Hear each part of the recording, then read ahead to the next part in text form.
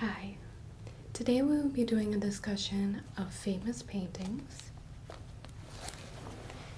And this first painting I would like to show you is called The Girl with the Pearl Earring. You probably recognize it. It's painted in 1665 by Johann Vermeer.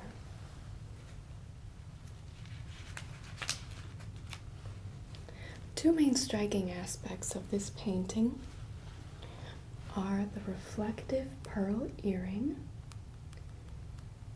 right there,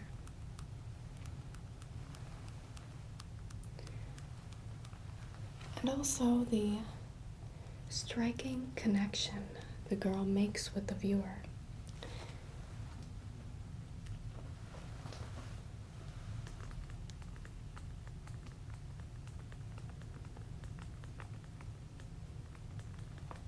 The girl with the pearl earring has some similarities to the Mona Lisa in the sense that we can sort of speculate on the thoughts and the feelings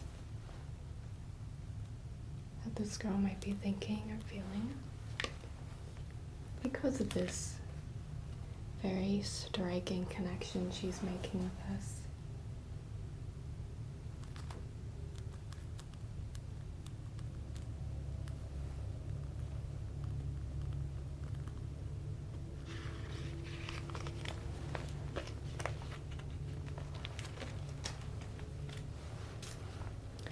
The next painting is called A Sunday Afternoon on the Island of La Grande Jatte.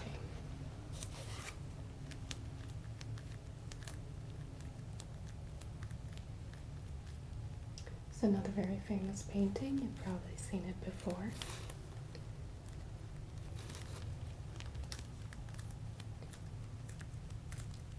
It's painted by the artist Georges Seurat, and it's very widely recognized across the world, and it's currently located in the Art Institute of Chicago.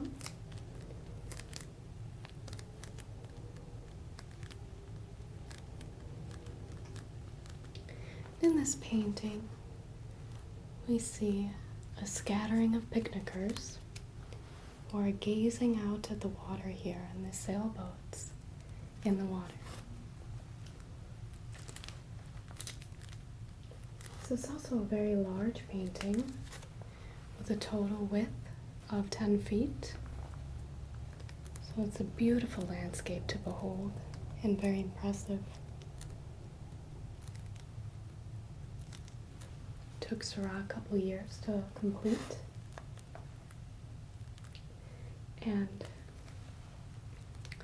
some of you may recognize this from an iconic scene in the 1986 movie Ferris Bueller's Day Off, where they stand in a museum and really contemplate this painting.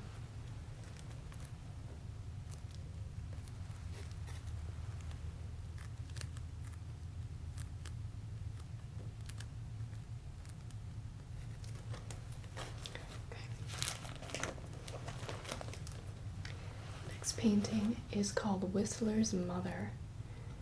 It was painted by James McNeill Whistler. The painting is actually a portrait of Whistler's mother, Anna McNeill.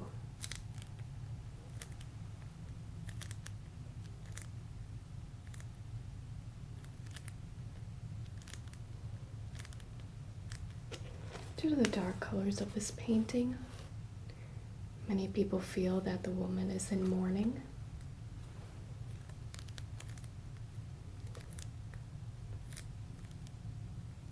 However, other people see it as a representation of motherhood.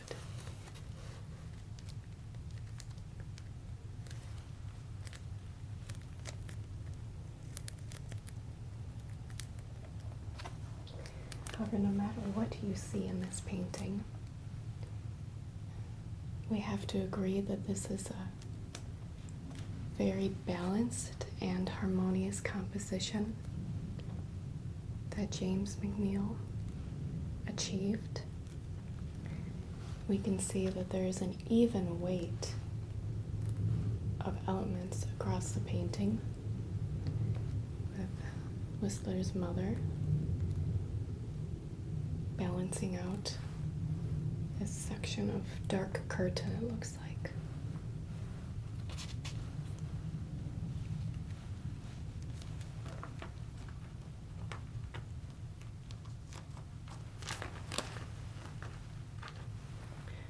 The next painting is actually one of my favorites, and it is called The Starry Night. It was painted in 1889 by Vincent van Gogh. It depicts a beautiful night landscape with dreamy stars illuminated in the sky.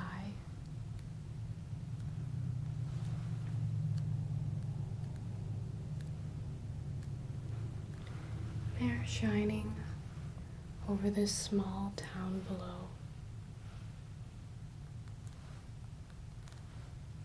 There's even a wispy movement in the sky that keeps our eyes roving and scanning over the image. And we can even imagine ourselves sitting out and actually enjoying the scene ourselves, probably in awe and amazement.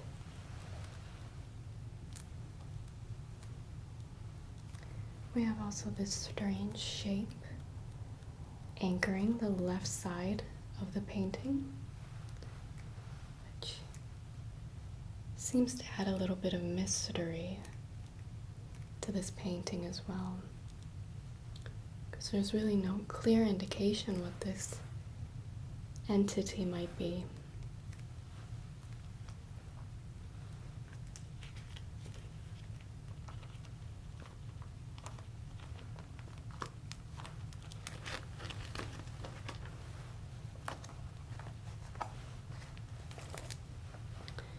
This is another very well-known painting called American Gothic. It was painted by Grant Wood in 1930. Depicts a farmer and his older unmarried daughter.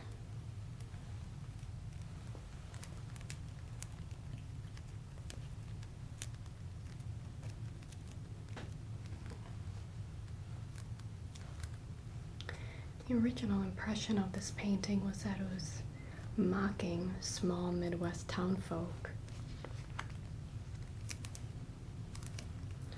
because it is a 19th century depiction in a 20th century world.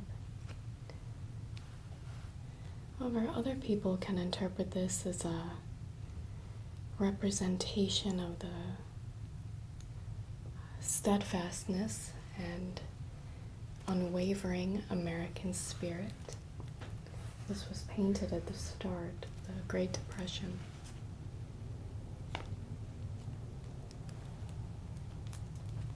The actual name of the piece refers to the architecture of the home, and Grant Wood is actually just imagining the type of people who would live in this type of Gothic home.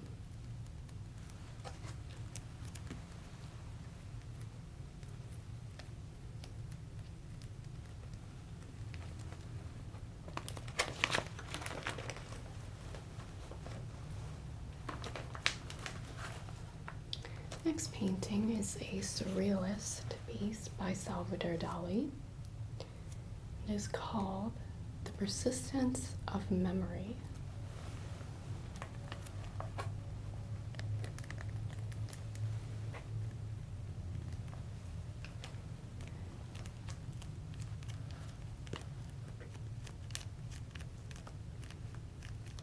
It's currently located in the Museum of Modern Art in New York.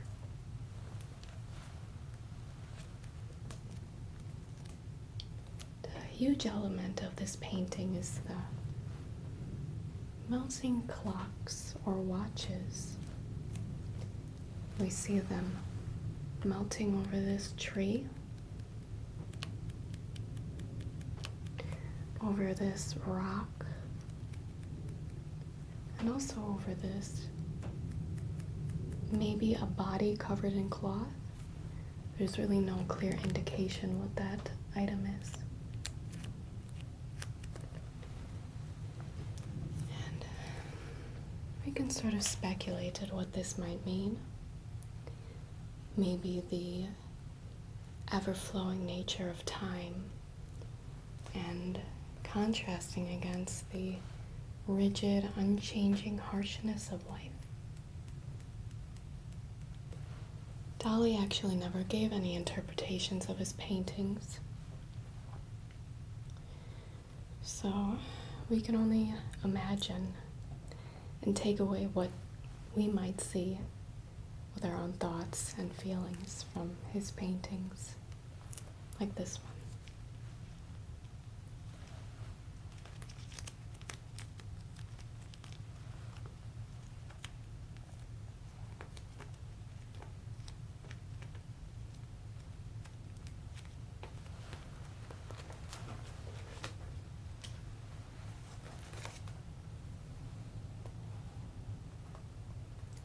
Next painting is an early Renaissance painting called The Birth of Venus. It was painted by Sandro Botticelli.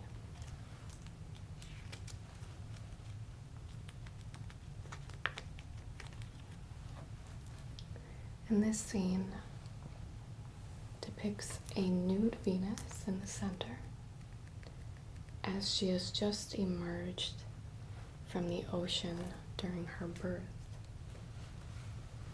She is surrounded by an angel on this side, and then a woman who looks to be about to clothe her in a very lightweight fabric or robe.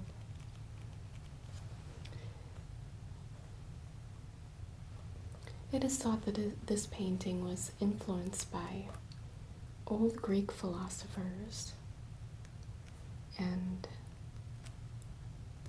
their ideas of love and physical beauty. As many early Renaissance painters were influenced by Greek mythology right after the Dark Ages.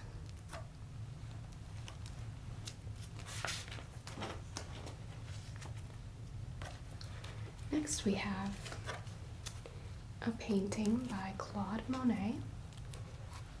It's called Woman with a Parasol, which means umbrella.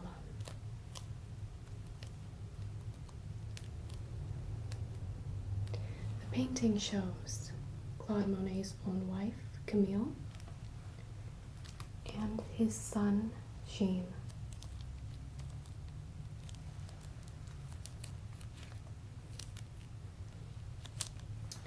Camille is shown as a statuesque silhouette against a very wispy, cloudy sky.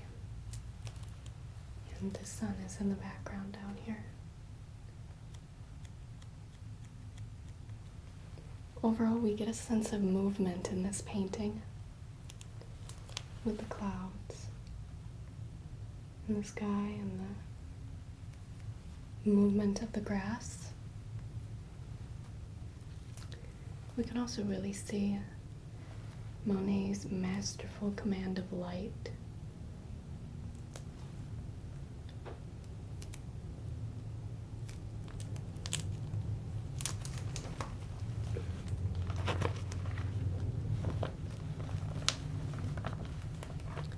Next we come to another widely recognized painting. It's called The Scream by Edvard Munch.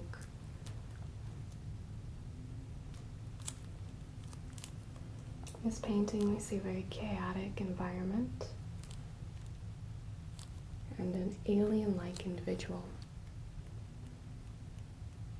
anchored at the bottom of the painting.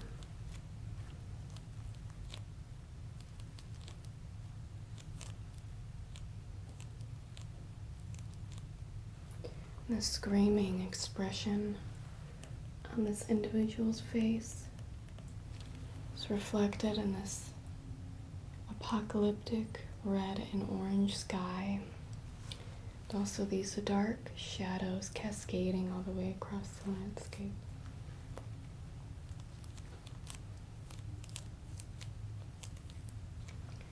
And the setting for this painting is actually based on a real place,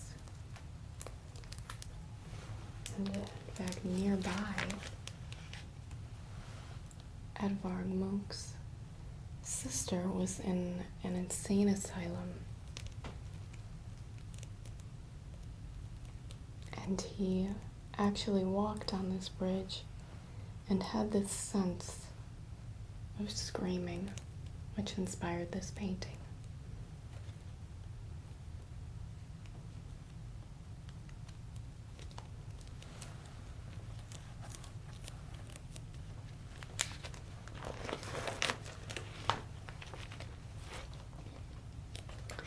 Next is a painting called The Old Guitarist. It was painted by a very famous painter, Pablo Picasso. This was painted during Picasso's blue period, when he was experiencing a time of great sadness and depression. He used a lot of blue colors in his paintings.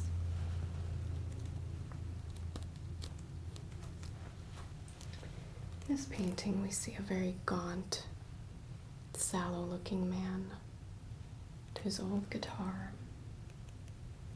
Looks very frail and weak. We can feel just as gloomy and solemn as this man as we view this painting.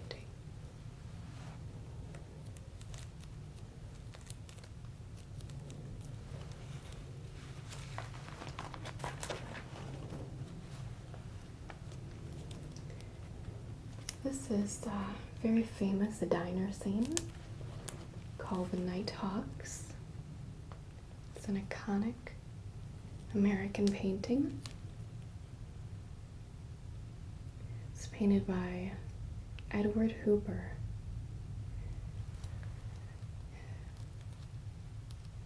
In 1942. The painting actually shows a desolate New York street corner and 3 guests inside of a diner with one waiter right there standing behind the counter. We see a sort of separation of 2 different moods in the painting. On one side, we see a very cool and dark, empty New York street.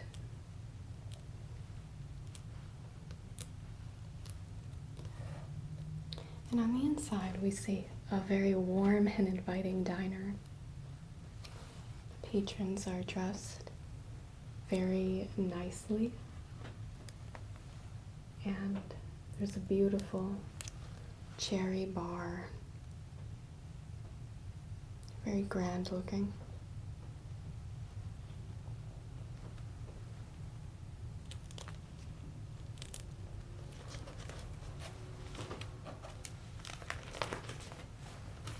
Next painting is another one of my favorites. It's an abstract painting. It's called I in the Village by Marc Chagall.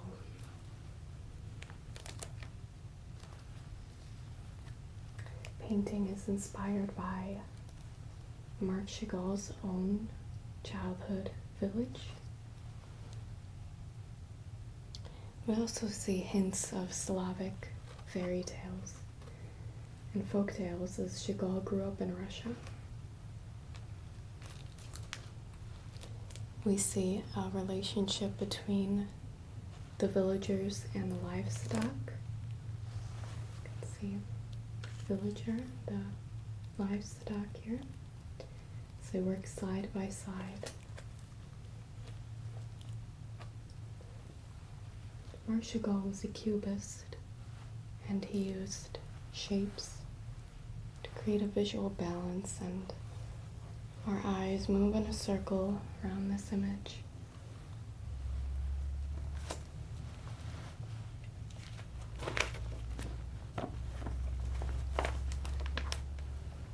Next painting is called Red Canna by Georgia O'Keeffe.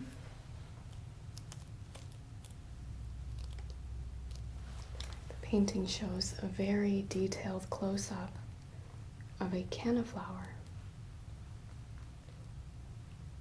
It can even be seen as an abstract painting with bright, warm reds and yellow colors. This also really showcases O'Keeffe's own style of painting. She liked to really get up close to her subjects and make us appreciate the tiny, intricate beauty of flowers that we normally really wouldn't see in real life unless we took a really close look.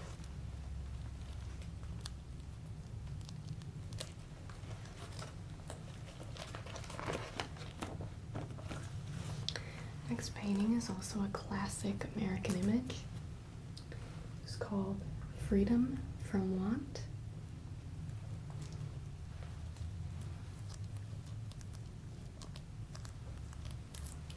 It was painted by Norman Rockwell in 1943.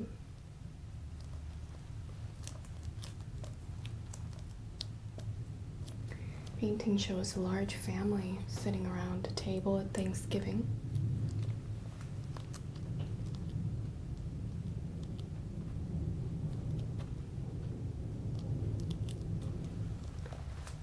We see the patriarch of the family standing at the head of the table, and the matriarch is delivering a large, succulent turkey to the table. However, we can't help but noticing that there's a lack of other types of food at the table, and everyone only has water in their glasses.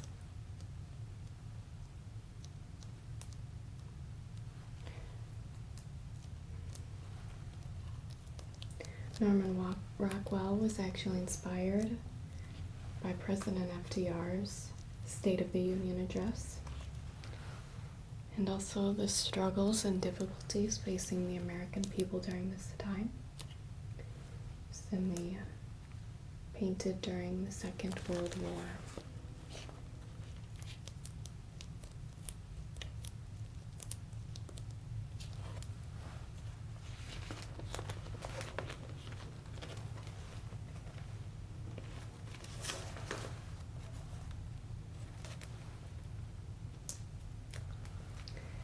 Next painting is called Relativity by M.C. Escher.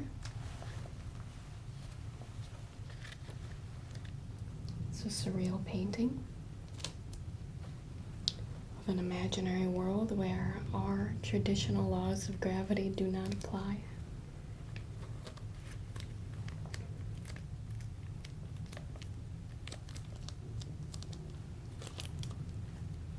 We see genderless and faceless forms walking about and interacting throughout the image and painting.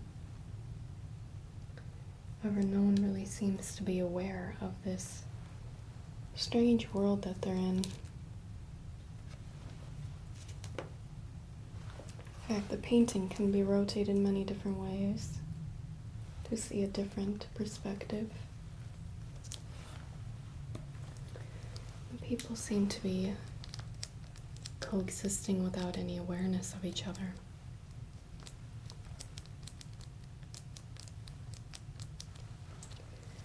The The monochrome colors and dark shadows of this work make it very thought-provoking. See, painting is actually black and white.